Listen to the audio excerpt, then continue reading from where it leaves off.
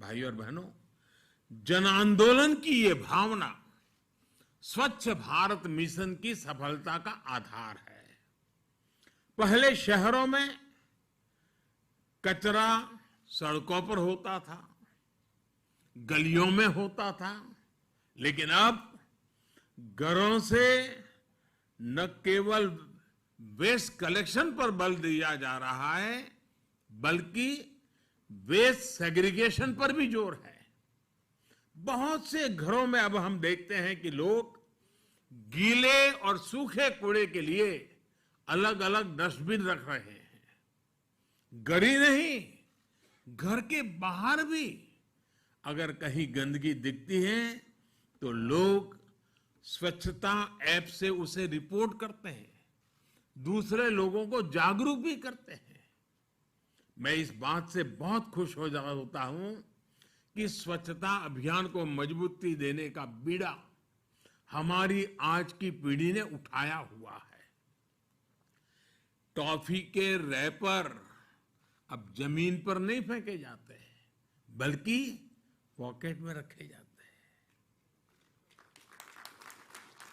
छोटे छोटे बच्चे अब बड़ों को टोकते हैं कि गंदगी मत करिए। दादाजी, नानाजी, दादी जी को बताते हैं ये मत करो। शहरों में नौजवान तरह तरह से स्वच्छता अभियान में मदद कर रहे हैं, इनिशिएटिव ले रहे हैं। कोई वेस्ट से वेल्थ बना रहा है, तो कोई जागरूकता बढ़ाने में जुटा है।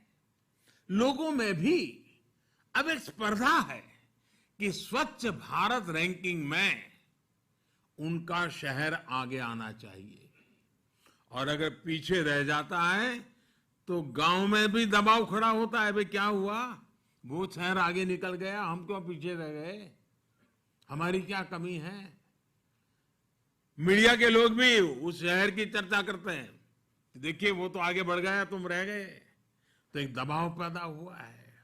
अब ये माहौल बन रहा है कि उनका शहर स्वच्छता रैंकिंग में आगे रहे, उनके शहर की पहचान गंदगी से भले शहर की ना हो। जो साथी इंदौर से जुड़े हैं या टीवी पर देख रहे होंगे, वो मेरी बात से और भी ज्यादा सहमत होंगे। आज हर कोई जानता है कि इंदौर यानी स्वच्छता में टॉपर शहर। ये इंदौर के लोगों की साझा उपलब्धि है। अब ऐसी ही उपलब्धि से हमें देश के हर शहर को जोड़ना है। मैं देश की हर राज्य सरकार से, स्थानीय प्रशासन से, शहरों के मेयर से आग्रह करता हूं कि स्वच्छता के इस महाअभियान में एक बार फिर से जुट जाए।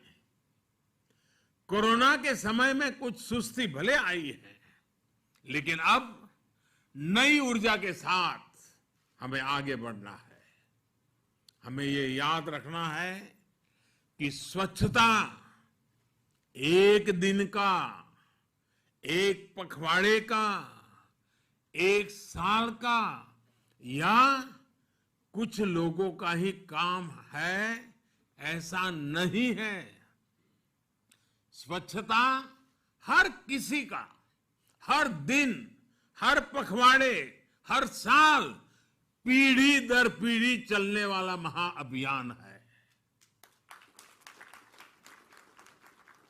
स्वच्छता ये जीवन शैली है, स्वच्छता ये जीवन मंत्र है।